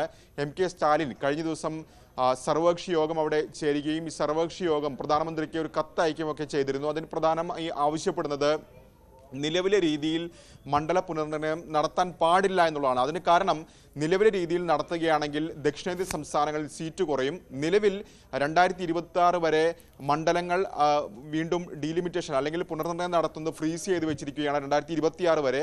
പക്ഷേ അത് സാഹചര്യം മാറുകയാണ്. അപ്പോൾ 2026 വീണ്ടും പുനർനിർണയം ഉണ്ടാകാനുള്ള സാധ്യതയുണ്ട്. അപ്പോൾ 71 കണക്കനുസരിച്ച് നടത്തണമെന്ന ആവശ്യമാണ് DMK അടക്കമുള്ള കക്ഷികൾ ഉന്നയിക്കുന്നത്. നിലവിലെ സാഹചര്യത്തിൽ അത് നടത്തുകയാണെങ്കിൽ ദക്ഷിണേന്ത്യൻ സംസ്ഥാനങ്ങളിൽ സീറ്റ് കുറയും. ദക്ഷിണേന്ത്യയിൽ മാത്രമല്ല, ബംഗാളിലും ഒഡീഷയിലും ഒപ്പം പഞ്ചാബിലും സമാനമായ സാഹചര്യം വരും. അങ്ങനെ വിവിധ രാഷ്ട്രീയ പാർട്ടികളെ ഒന്നിപ്പിച്ച് ഒരു പോരാട്ടത്തിനൊരുങ്ങുകയാണ് DMK. ആ വിഷയത്തിൽ കോൺഗ്രസ് പരസ്യമായി തന്നെ DMKയ്ക്കൊപ്പം നിൽക്കുന്ന സാഹചര്യമുണ്ട്. മറ്റ് പ്രതിപക്ഷ പാർട്ടികളും സമാനമായ നിലപാട് സ്വീകരിക്കുന്നുണ്ട്. അപ്പോൾ ഈ വിഷയങ്ങൾ ഈ സഭാ സമ്മേളനത്തിൽ കൊണ്ടുവരാനുള്ള നീക്കം DMKയുടെ ഭാഗത്ത് നിന്ന് നടക്കുന്നുണ്ട്.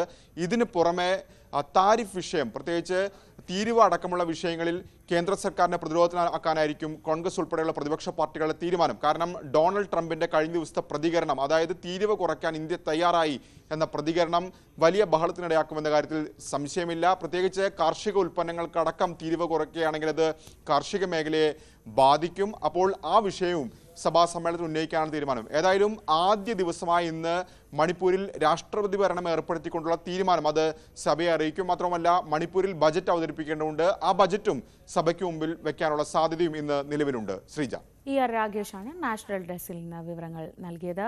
പാർലമെന്റിൽ ഉന്നയിക്കേണ്ട വിഷയങ്ങളും സ്വീകരിക്കേണ്ട സമീപനങ്ങളും ചർച്ച ചെയ്യാൻ കോൺഗ്രസിന്റെ സ്ട്രാറ്റജി ഗ്രൂപ്പ് യോഗവും ഇന്ന് ചേരുന്നുണ്ട്. ദേശീയ വിദ്യാഭ്യാസ നയം, മണ്ഡല പുനർനിർണയം തുടങ്ങിയ വിഷയങ്ങളിൽ തുടർ നീക്കങ്ങൾ തീരുമാനിക്കും. വൈകിട്ട് ചേരുന്ന യോഗത്തിൽ പാർലമെന്ററി പാർട്ടി അധ്യക്ഷ സോണിയാഗാന്ധി, കോൺഗ്രസ് പ്രസിഡന്റ് മല്ലികാർജ്ജുൻ ഖാർഗെ, പ്രതിപക്ഷ നേതാവ് രാഹുൽ ഗാന്ധി, മുതിർന്ന പാർട്ടി നേതാക്കൾ തുടങ്ങിയവരും പങ്കെടുക്കും.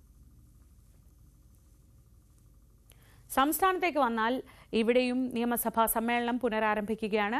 സാമൂഹ്യക്ഷേമ പെൻഷൻ വിതരണത്തിലെ അപാകതകളായിരിക്കും പ്രതിപക്ഷം ഇന്ന് ഈ സഭ വീണ്ടും സമ്മേളിക്കുന്ന ഈ ദിവസം ഉന്നയിക്കുക. പെൻഷൻ കുടിശ്ശിക എത്രയും വേഗം കൊടുത്തു തീർക്കണമെന്ന ആവശ്യം റൂൾ 50 നോട്ടീസായി നൽകാനാണ് നീക്കം. വിൻസെന്റ് ആയിരിക്കും നോട്ടീസ് നൽകുക. ബജറ്റിലെ ധനാഭ്യർത്ഥനകളിൽ ചർച്ചയും വോട്ടെടുപ്പും ഇന്ന് സഭയിൽ നടക്കും. ഡാൻ കുര്യൻ വിവരങ്ങളുമായി തിരുവനന്തപുരത്ത് നിന്ന്. ഡാൻ, അവസാന ദിവസം സ്പീക്കറും പ്രതിപക്ഷ നേതാവും ഒക്കെ അല്ലെങ്കിൽ രമേശ് ചെന്നിത്തലയും ഒക്കെ നേർക്കുനേർ വന്ന ഒരു മുഖാമുഖം വന്നൊരു തർക്കത്തിന് ശേഷം പിരിഞ്ഞു പോയതാണ്. തിരിച്ചു വരുമ്പോൾ ആയുധങ്ങൾ കോപ്പുകൂട്ടേണ്ടതുണ്ട് പ്രതിപക്ഷത്തിന്. എന്തൊക്കെയാണ് പ്രതിപക്ഷത്തിന്റെ ആവനാഴിയിലുള്ളത് ഇത്തവണ?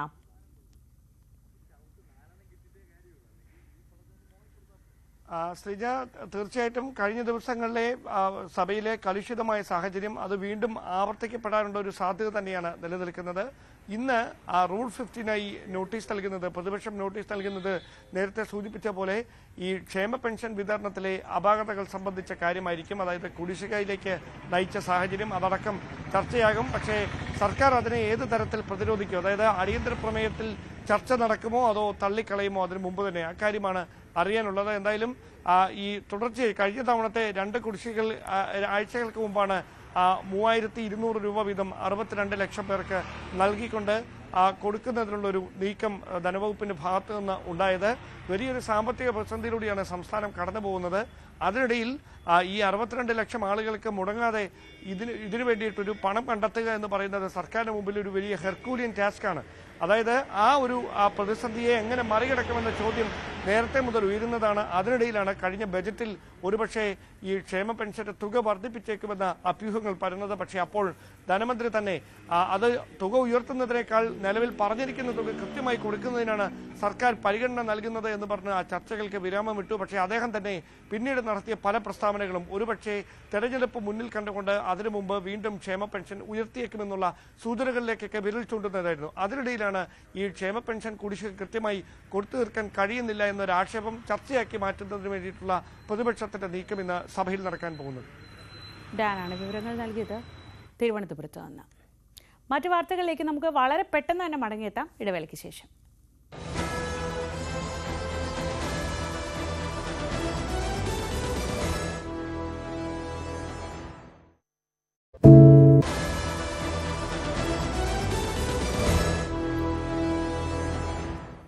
വീണ്ടും വാർത്തകളിലേക്ക്. ഇന്നലെ CPMന്റെ സംസ്ഥാന സമ്മേളനത്തിന് കൊടി താഴ്ന്നപ്പോൾ CPMൽ അനിഷേധ്യ നേതാവിന്റെ സിംഹാസനം പിണറായിക്ക് ഒന്നുകൂടി ഉറപ്പിച്ചാണ് കൊല്ലം സമ്മേളനം അവസാനിച്ചത്. പേരിന് പോലും ഒരു വിമർശനം പോലും മുഖ്യമന്ത്രിക്കെതിരെ ഈ സമ്മേളന കാലയളവിൽ ഉണ്ടായില്ല. പ്രത്യേകിച്ച് സംസ്ഥാന സമ്മേളനത്തിനിടയിൽ ഉണ്ടായില്ല എന്നതാണ് ഏറ്റവും ശ്രദ്ധേയം.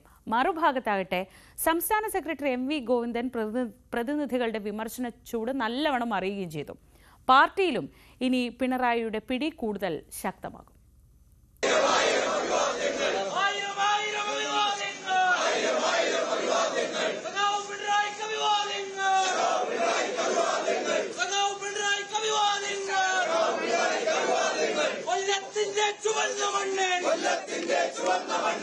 ചോദ്യം ചെയ്യാനാകാത്ത നേതാവെന്ന വിശേഷണത്തിനും അപ്പുറം CPMന് ഏറ്റവും അനിവാര്യനായ നേതാവെന്ന കിരീടം കൂടി പിണറായി വിജയന്റെ തലയിൽ ചാർത്തപ്പെടുകയാണ്. PV അൻവർ ഉയർത്തിവിട്ട വിവാദങ്ങളുടെ അകമ്പടിയോടെയായിരുന്നു CPMന്റെ ബ്രാഞ്ച് സമ്മേളനങ്ങൾ തുടങ്ങിയത്. പതിയെ പതിയെ അത് മുഖ്യമന്ത്രിയിലേക്കും എത്തി. ബ്രാഞ്ച് സമ്മേളനങ്ങളിലും ലോക്കൽ സമ്മേളനങ്ങളിലും മുഖ്യമന്ത്രിക്കും ഓഫീസിനുമെതിരെ വിമർശന പെരുമഴയായിരുന്നു. അപകടം തിരിച്ചറിഞ്ഞ പിണറായി അൻവറിനെ പുകച്ചു പുറത്തു ചാടിച്ചു. അൻവറിന് പിന്നിൽ ഉണ്ടായിരുന്നെന്ന് കരുതുന്ന CPM-ലെ പ്രമുഖർ മാളങ്ങളിൽ ഒളിച്ചു. പിന്നെ അവർ തന്നെ പിണറായിക്ക് സംരക്ഷണ കവചവുമായി രംഗത്തെത്തി. അവിടുന്ന് ഇങ്ങോട്ട് CPM സമ്മേളനങ്ങളുടെ തന്നെ ഗതി മാറുകയായിരുന്നു. മുഖ്യമന്ത്രിക്കെതിരായ വിമർശനങ്ങളുടെ മൂർച്ച കുറഞ്ഞു വന്നു. സംസ്ഥാന സമ്മേളനത്തിൽ പിണറായിയുടെ വാഴ്ത്തുപാട്ടു പാടാനായിരുന്നു പ്രതിനിധികളുടെ മത്സരം. അതേസമയം ആസൂത്രിതമെന്ന് തോന്നിക്കും വിധം സംസ്ഥാന സെക്രട്ടറി MV ഗോവിന്ദനെ പ്രതിനിധികൾ വളഞ്ഞിട്ടാക്രമിച്ചു. മന്ത്രിമാർക്കെതിരെയും വിമർശന പെരുമഴ ഉയർന്നപ്പോൾ മുഖ്യമന്ത്രിക്ക് കയ്യടികളായിരുന്നു. ആദ്യ പിണറായി സർക്കാരിനേക്കാളും മികച്ചതാണ് ഇപ്പോഴത്തെ സർക്കാരെന്ന് സംസ്ഥാന സെക്രട്ടറിക്ക് പോലും പറയേണ്ടിയും വന്നു. മെച്ചപ്പെട്ടതാണ്. അതിനേക്കാളൊക്കെ വളരെ ശക്തിയായി മുന്നോട്ടേക്ക് പോയിട്ടുണ്ട്. അന്നത്തെ ഗവൺമെന്റ് എന്ന് പറഞ്ഞാൽ ഉമ്മൻചാണ്ടിയുടെ ഗവൺമെന്റിന് ബദലായിട്ട് വന്ന ഗവൺമെന്റാണ്. ഇന്നാണെങ്കിൽ പിണറായിയുടെ ഒന്നാമത്തെ ടേം കഴിഞ്ഞ് രണ്ടാമത്തെ ടേം വന്നിട്ടുള്ളതാണ്. ഒരുപാട് കാര്യങ്ങൾ മുന്നോട്ടേക്ക് പോകാൻ സാധിച്ചിട്ടുള്ളതാണ് നമ്മുടെ നവകേരള നയത്തെ അടിസ്ഥാനപ്പെടുത്തിയിട്ട്. അതുകൊണ്ട് മുന്നോട്ടേക്ക് പോകാൻ സാധിച്ചു എന്ന് തന്നെയാണ് കാണുന്നത്. മൂന്നാം ടേമിലും പിണറായി അല്ലാതെ മുന്നണിയെ നയിക്കാൻ ആരുമില്ലെന്ന തോന്നൽ പാർട്ടി പ്രവർത്തകരിലും ഉണ്ടാക്കിയാണ് കൊല്ലം ജില്ലാ സമ്മേളനം അവസാനിക്കുന്നത്. വികസന രേഖയിലൂടെ സ്വകാര്യ മൂലധന നിക്ഷേപത്തിലും നയം മാറ്റത്തിന് സർക്കാരിനും മുഖ്യമന്ത്രിക്കും സംസ്ഥാന സമ്മേളനം അനുമതി നൽകി. തുടർഭരണം നിലനിർത്താൻ മുഖ്യമന്ത്രിയെ സർവതന്ത്ര സ്വതന്ത്രമായി എങ്ങനെയും ഭരണം നിലനിർത്താൻ മുഖ്യമന്ത്രിക്ക് സർവ്വ സ്വാതന്ത്ര്യവും പ്രഖ്യാപിച്ചു നൽകുകയായിരുന്നു കൊല്ലം സമ്മേളനം. CPM-ൽ വരാനിരിക്കുന്നതും പിണറായി കാലം CPM-ൽ ഇനിയും തുടരുമെന്നും വ്യക്തം. VV അരുൺ, ന്യൂസ് 18, കൊല്ലം. ശ്രദ്ധേയമായ ചില ഒഴിവാക്കലുകളും ചില കൂട്ടിച്ചേർക്കലുകളും ഒക്കെ ഉണ്ടായിരുന്നു ഈ സമ്മേളനത്തിനിടയിൽ. അതിലൊന്ന് P. ജയരാജനാണ്. P. ജയരാജനെ വീണ്ടും CPM തഴഞ്ഞു. ജയരാജനെ മറികടന്ന് കണ്ണൂർ ജില്ലാ സെക്രട്ടറിയായ MV ജയരാജനെ ഉൾപ്പെടുത്തുകയും ചെയ്തു. KK ശൈലജ സെക്രട്ടേറിയറ്റിൽ ഇടം പിടിച്ചതും ശ്രദ്ധേയമാണ്. അതേസമയം മന്ത്രി MB രാജേഷിനെ വീണ്ടും അവഗണിച്ചു. സംഘടനാ പ്രവർത്തനം തന്നെ നിർത്തുമെന്ന് പലതവണ സൂചിപ്പിച്ച് EP ജയരാജനെ നിലനിർത്തിയതും ശ്രദ്ധേയമായി. ഒരു കാലത്ത് പിണറായി വിജയന്റെ വലം കൈ VS പിണറായി വിഭാഗീയത കത്തി നിൽക്കുമ്പോൾ പിണറായി ക്യാമ്പിലെ മുന്നണി പോരാളി, കണ്ണൂരിന്റെ ചെന്താരകമെന്ന് അണികൾ ആവേശത്തോടെ വിശേഷിപ്പിക്കുന്ന P. ജയരാജൻ കഴിഞ്ഞ കുറെ വർഷങ്ങളായി പിണറായിയുടെ ഗുഡ് ബുക്കിലില്ല. അതിന്റെ ഒടുവിലത്തെ തെളിവായി മാറുകയാണ് CPM സംസ്ഥാന സെക്രട്ടേറിയറ്റ് രൂപീകരണം. അടുത്ത സമ്മേളനകാലത്ത് 75 വയസ്സ് പിന്നിടുന്ന ജയരാജന് ഒരുപക്ഷെ CPM സെക്രട്ടേറിയറ്റിൽ ഇനിയൊരു അവസരം ഉണ്ടാകണമെന്നില്ല. അങ്ങനെ ഒരുപാട് ആളുകൾ ഇനിയും ഉണ്ടല്ലോ പരിഗണിക്കണം. ഞങ്ങൾ 100 കണക്കിന് സഖാക്കൾ ഈ സമ്മേളന പ്രതിനിധികളായ മുഴുവൻ ആളുകളെയും ഞങ്ങൾക്ക് സ്വാഭാവികമായിട്ടും പരിഗണിക്കാനാവില്ലല്ലോ. അതിന്റെ എല്ലാ വശങ്ങളും പരിശോധിച്ചുകൊണ്ടാണ് പാർട്ടി സംസ്ഥാന കമ്മിറ്റി സെക്രട്ടേറിയറ്റിനെ തിരഞ്ഞെടുത്തിട്ടുള്ളത്. MV ഗോവിന്ദൻ സംസ്ഥാന സെക്രട്ടറി ആയതോടെയായിരുന്നു EP ജയരാജൻ പാർട്ടിയിൽ നിന്ന് അകന്നത്.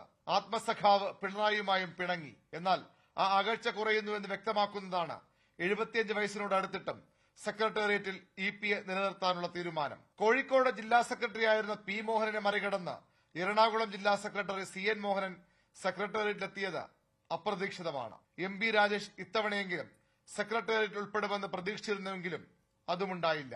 AK ബാലനും ആനാവൂർ നാഗപ്പനും ഒഴിഞ്ഞതോടെ തിരുവനന്തപുരത്തിനും പാലക്കാടിനും സംസ്ഥാന സെക്രട്ടേറിയറ്റിൽ പ്രാതിനിധ്യം നഷ്ടപ്പെട്ടു. KK ശൈലജ സംസ്ഥാന സെക്രട്ടേറിയറ്റിലെത്തിയത് MV ഗോവിന്ദന്റെ പിന്തുണയിലാണെന്നാണ് സൂചന. KR ഗൗരിയമ്മയ്ക്കും സുശീല ഗോപാലനും PK ശ്രീമതിക്കും ശേഷം CPM-ന്റെ സംസ്ഥാന സെക്രട്ടേറിയറ്റിൽ അംഗമാകുന്ന വനിതയാണ് KK ശൈലജ.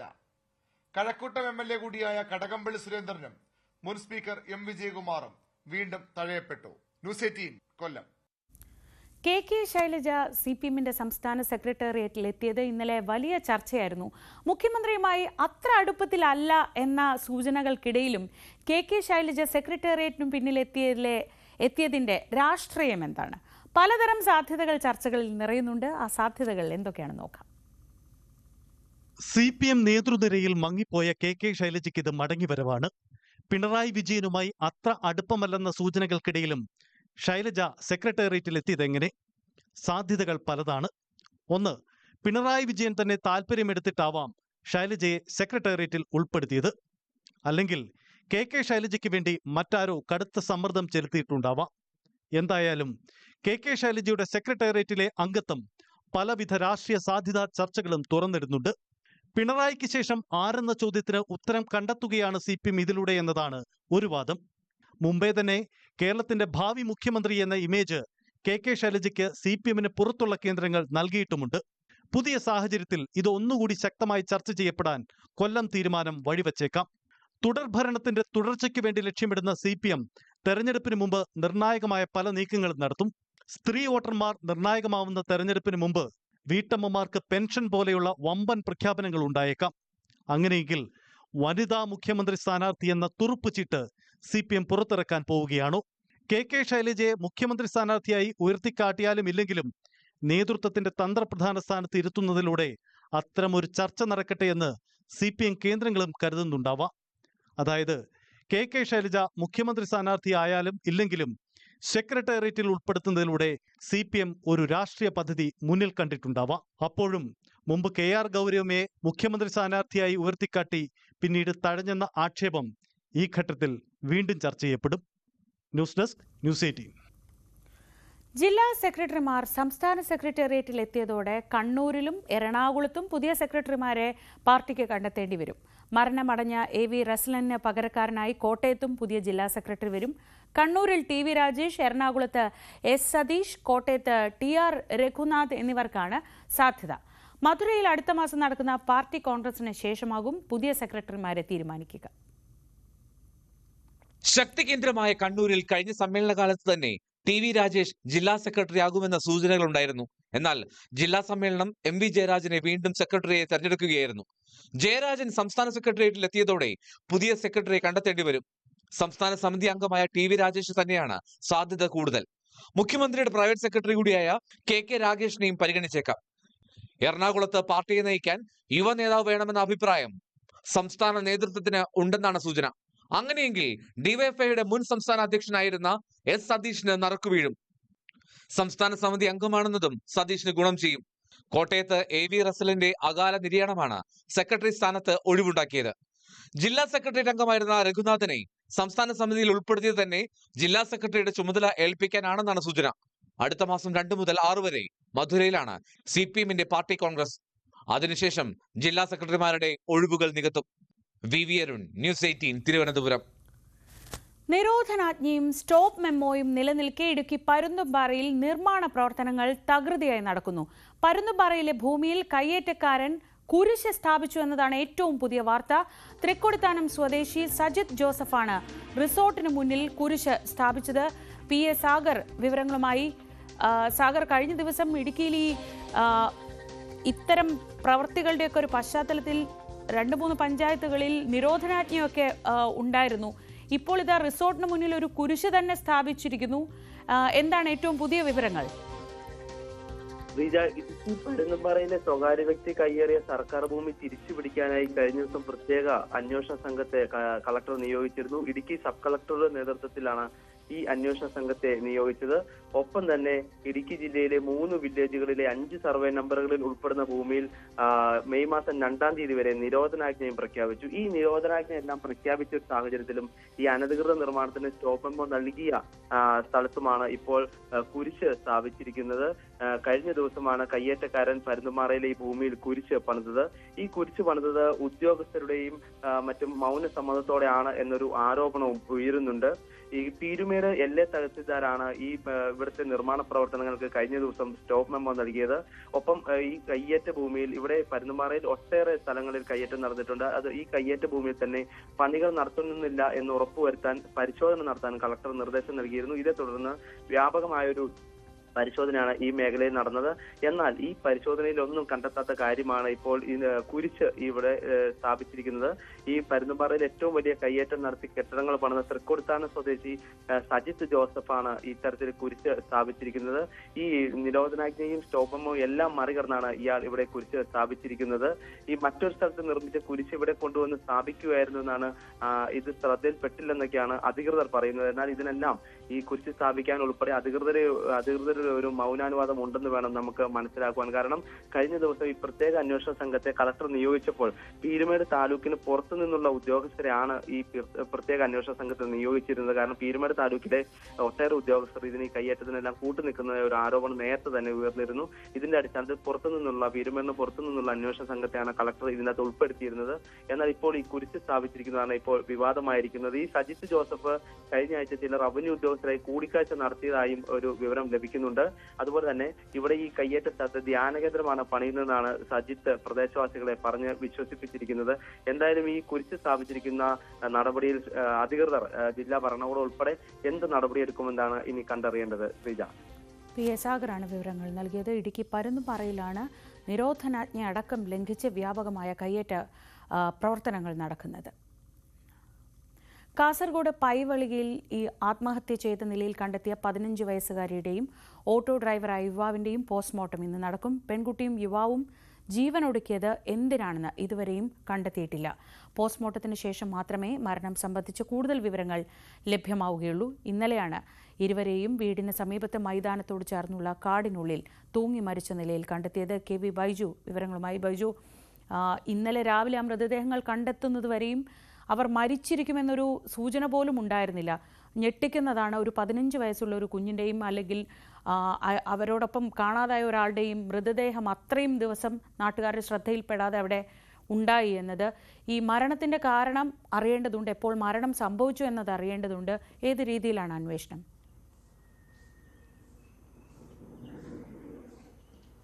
തീർച്ചയായും ശ്രീജ സൂചിപ്പിച്ചതുപോലെ തന്നെ 26 ദിവസത്തിന് ശേഷമാണ് ഇത്തരത്തിൽ ഈ 10ാം ക്ലാസ്സുകാരുടെ മൃതദേഹം കണ്ടെത്തുന്നത്. അതോടൊപ്പം തന്നെ ഇവരുടെ കുടുംബ സുഹൃത്തും 42-കാരനുമായ ഓട്ടോ ഡ്രൈവറെയും ഇത്തരത്തിൽ തൂങ്ങി മരിച്ച നിലയിൽ വീടിന് തൊട്ട് സമീപത്തായി കാണുന്നതും. എന്നാൽ ഈ മരണത്തിൽ ഈ പെൺകുട്ടിയെ കണ്ടെത്താനായെങ്കിലും ഈ മരണത്തിലെ ദുരൂഹത ഇപ്പോഴും അകലുന്നില്ല. എന്തിനാണ് ഇവർ ഈ തൂങ്ങി മരിക്കാനിടയായ കാരണം അത് ഇതുവരെ പോലീസിനും അതുപോലെ തന്നെ നാട്ടുകാർക്കും വീട്ടുകാർക്കും ഒന്നും മനസ്സിലാക്കാൻ സാധിച്ചിട്ടില്ല. അത്തരം പ്രശ്നങ്ങളോ കാര്യങ്ങളോ ഒന്നും ഉള്ളതായി വീട്ടുകാർക്കും അറിയുന്നില്ല. എന്തായാലും ഇന്ന് പോസ്റ്റ്മോർട്ടം ഇതിലേറെ നിർണായകമാണ്. ഈ പോസ്റ്റ്മോർട്ടത്തിൽ ഈ കാര്യങ്ങൾ വ്യക്തമാകൂ എന്നാണ് പോലീസ് പറയുന്നത്. പോലീസ് ഇത് സംബന്ധിച്ച് പ്രതികരിക്കാൻ ഇതുവരെ തയ്യാറായിട്ടില്ല. പോസ്റ്റ്മോർട്ടം റിപ്പോർട്ട് കിട്ടിയാൽ മാത്രമേ കൂടുതൽ കാര്യങ്ങളിൽ വ്യക്തത വരൂ.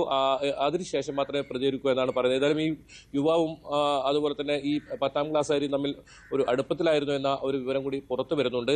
അങ്ങനെയാണെങ്കിൽ ഇവരെന്തിന് ഇത്തരത്തിൽ ആത്മഹത്യ ചെയ്തു എന്നതാണ് ഏറ്റവും പ്രധാനം. 11ാം തീയതി രാത്രി ഉറങ്ങാൻ കിടന്ന പെൺകുട്ടിയെ 12ാം തീയതി പുലർച്ചെയാണ്, അതായത് ഫെബ്രുവരി 12ാം തീയതി പുലർച്ചെയാണ് കാണാതാകുന്നതും.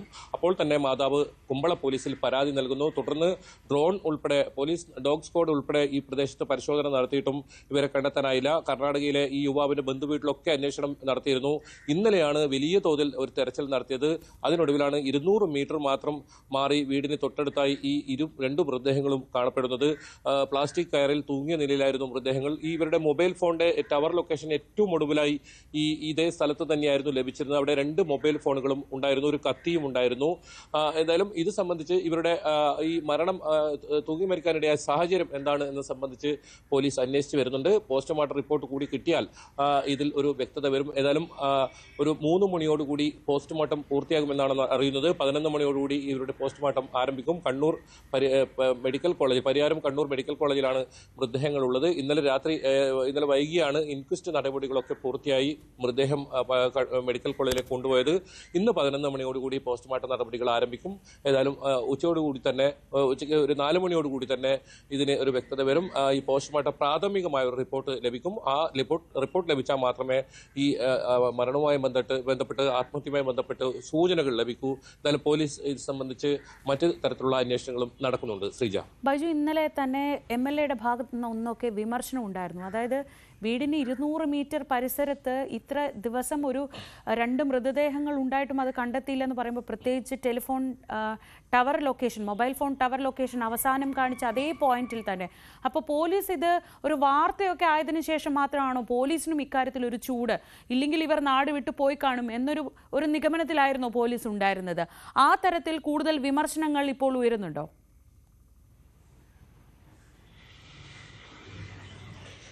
തീർച്ചയായും വലിയ ചർച്ചയായതാണ് ഈ കാര്യം ശ്രീജ സൂചിപ്പിച്ചത്. ഇവർ ഒരു ഒളിച്ചോട്ടം എന്ന നിലയിലായിരുന്നു പോലീസ് ഇത് ആദ്യം കണ്ടത്. പക്ഷേ അപ്പോഴും ഈ വീടിന് സമീപത്ത് ചെറിയ തോതിലൊക്കെ തെരച്ചിൽ പോലീസ് നടത്തിയിരുന്നു. പക്ഷേ ഈ കൃത്യമായി ടവർ ലൊക്കേഷൻ ഇരുവരുടെയും മൊബൈൽ ഫോണിന്റെ ടവർ ലൊക്കേഷൻ ഏറ്റവും അവസാനമായി ലഭിച്ച സ്ഥലം, ആ സ്ഥലത്ത് വളരെ അടുത്താണ് മൃതദേഹങ്ങൾ കണ്ടെത്തിയത്, വീടിന് തൊട്ടടുത്ത്. ആ സ്ഥലത്ത് കൃത്യമായ ഒരു പരിശോധന നടത്തിയിട്ടില്ല. ഇത് KM അഷ്റഫ് MLA ഉൾപ്പെടെ ആ ഒരു പരാതി ആക്ഷേപം ഉന്നയിച്ചിരുന്നു. ഇതിൽ ഈ കുടുംബം അന്വേഷണം തൃപ്തികരമല്ലെന്ന് കണ്ടതിനെ തുടർന്ന് ഹൈക്കോടതിയിൽ ഹേബിയസ് കോർപ്പസ് ഫയൽ ചെയ്യുകയായിരുന്നു. പിന്നീട് ഇതോടുകൂടിയാണ് ഇത് വലിയ വാർത്തയായതിന് തൊട്ടു പിന്നാലെയാണ് ഇന്നലെ വ്യാപകമായ തെരച്ചിൽ, അതായത് കാസർഗോഡ് ജില്ലയിലെ 7 പോലീസ് സ്റ്റേഷനുകളിൽ നിന്നായി SHOമാർ ഒപ്പം DYSP ഉൾപ്പെടെയുള്ള സംഘത്തെ നിയോഗിക്കുകയും നാട്ടുകാരുടെ സഹായത്തോടുകൂടി വലിയ രീതിയിലുള്ള തെരച്ചിൽ നടത്തുകയും ആ തെരച്ചിലിനൊടുവിൽ ഒരു 1-2 മണിക്കൂറിനകം തന്നെ ഇരുവരുടെയും മൃതദേഹങ്ങൾ കാണുന്ന ഒരു സാഹചര്യം ഉണ്ടായത്. അതായത് അക്വേഷ്യ മരത്തിലായിരുന്നു ഇരുവരും തൂങ്ങിയത്. അവിടെ ഒരു ഗ്രൗണ്ട് ഉണ്ട്, കുട്ടികളൊക്കെ കളിക്കുന്ന. ആ ഗ്രൗണ്ടിന് തൊട്ട് സമീപത്തുള്ള ഒരു ഈ പ്രദേശമൊക്കെ വലിയ കാട് മൂടിക്കിടക്കുന്ന പ്രദേശമാണ്. 90 ഏക്കറിൽ വ്യാപിച്ചു കിടക്കുന്ന ഈ കാട് പിടിച്ചു കിടക്കുന്ന ഒരു പ്രദേശമാണ്.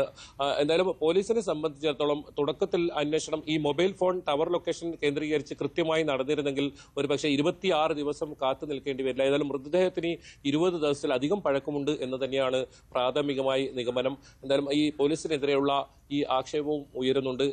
ഈ മരണ കാരണമാണ് ഇനി പ്രധാനമായും അറിയേണ്ടത്. എന്തിനാണ് ഇവർ ഈ ആത്മഹത്യയിലേക്ക് അല്ലെങ്കിൽ ഈ തൂങ്ങി മരിക്കാൻ ഉണ്ടായ സാഹചര്യം എന്നാണ് അറിയേണ്ടത്. ഈ യുവാവ് കുടുംബവുമായി നല്ല അടുത്ത ബന്ധമുണ്ടായി എന്നാണ് പറയുന്നത്. ഇവരുടെ കുടുംബ സുഹൃത്താണെന്നാണ് പറയുന്നത്. ഈ കുട്ടിയെ പലപ്പോഴും സ്കൂളിലും മറ്റും കൊണ്ടുവിടുന്നതൊക്കെ ഈ യുവാവിന്റെ ഓട്ടോറിക്ഷയിലാണ്. യുവാവിന് അതോടൊപ്പം 2 വാഹനങ്ങളും കൂടിയുണ്ട്. ഈ വാഹനത്തിലാണ് ഇവർ പല സ്ഥലങ്ങളിലേക്കും സഞ്ചരിക്കലും ഈ പിതാവിന് ആശുപത്രിയിലേക്കോ മറ്റു അത്ര കാര്യങ്ങളൊക്കെ സഹായം ചെയ്യുന്നതും ഈ യുവാവ് ഈ തരത്തിലായിരുന്നു എന്നാണ് പറയുന്നത്. ആ ഒരു കാര്യത്തിന്റെ അടിസ്ഥാനത്തിലാണ് നാട്ടുകാർ ഇവർ തമ്മിൽ ഒരു അടുപ്പത്തിലാണെന്ന തരത്തിലുള്ള വിവരം പുറത്തു വരുന്നത്. അങ്ങനെയാണെങ്കിൽ എന്തിനാണ് ഇവർക്ക് ആത്മഹത്യ ചെയ്യാനിടയുണ്ടായ സാഹചര്യം? അത് എന്തായാലും പോസ്റ്റ്മോർട്ടം റിപ്പോർട്ടിൽ വ്യക്തമാകും, കൃത്യമായി മനസ്സിലാക്കാൻ സാധിക്കും. ഈ പെൺകുട്ടിയെ ആദ്യം കൊലപ്പെടുത്തിയതിനു ശേഷം ഇയാൾ രണ്ടാമത് തൂങ്ങി മരിച്ചതായിരിക്കും എന്നാണ് പോലീസിന്റെ പ്രാഥമികമായ നിഗമനം. അതും ഈ പോസ്റ്റ്മോർട്ടം റിപ്പോർട്ട് ലഭിച്ചാൽ കൃത്യമായി മനസ്സിലാക്കാൻ സാധിക്കും. എന്തായാലും പോലീസിന്റെ അന്വേഷണം ഇപ്പോൾ ഈ മരണം സംബന്ധിച്ച കാരണം കണ്ടെത്താനുള്ള അന്വേഷണം നടക്കുന്നുണ്ട്. അതോടൊപ്പം പോസ്റ്റ്മോർട്ടം റിപ്പോർട്ടും നിർണായകമാകും. KV ബൈജുവാണ് വിവരങ്ങൾ നൽകിയത് കാസർഗോഡ് നിന്ന്. തിരുവനന്തപുരം, കൊല്ലം ജില്ലകളിലെ തീരങ്ങളിൽ ഇന്ന് കള്ളക്കടൽ മുന്നറിയിപ്പുണ്ട്. നാളെയും മറ്റന്നാളും ജാഗ്രതാ നിർദ്ദേശം ഉണ്ട്. ഉയർന്ന തിരമാലകൾക്കും കടലാക്രമണത്തിനും സാധ്യതയുണ്ടെന്ന് ദേശീയ സമുദ്രസ്ഥിതി പഠന ഗവേഷണ കേന്ദ്രം അറിയിച്ചു. ചെറിയ വള്ളങ്ങളും ബോട്ടുകളും കടലിലേക്ക് ഇറക്കുന്നത് ഒഴിവാക്കണം.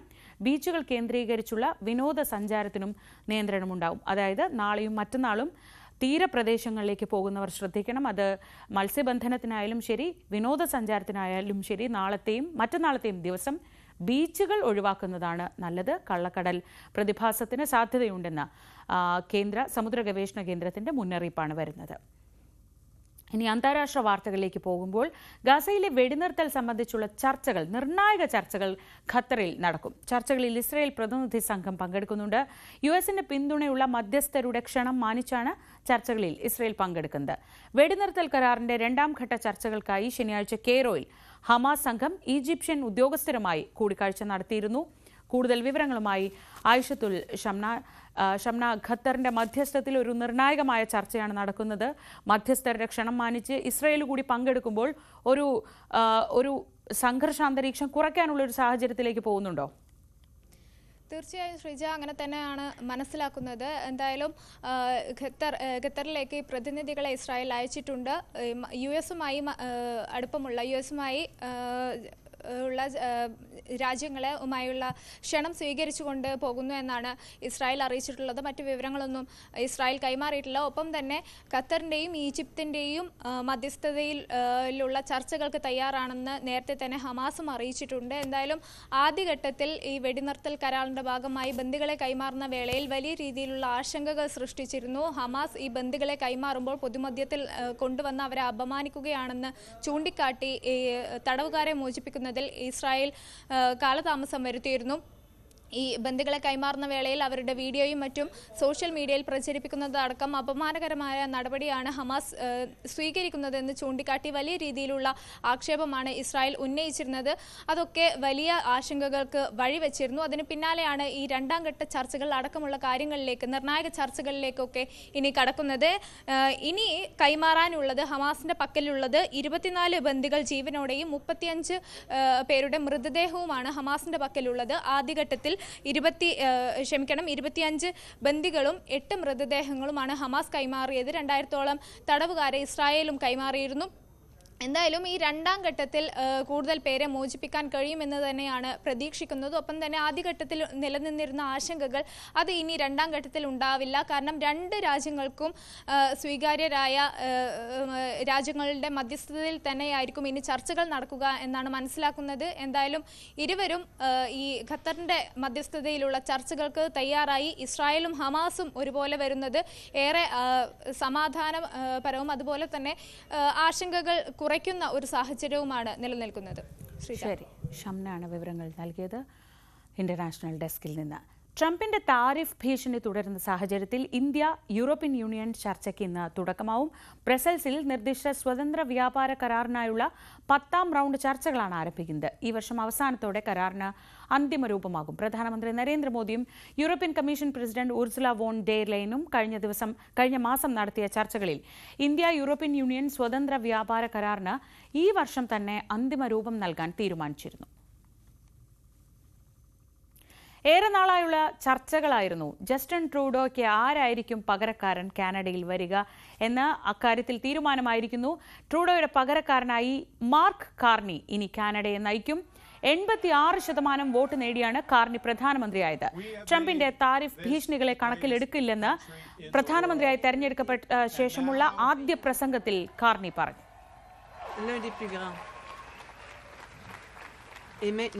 And now our neighbors want to take us. Nos voisins veulent nous annexer. No way. No way. Mais pas du tout.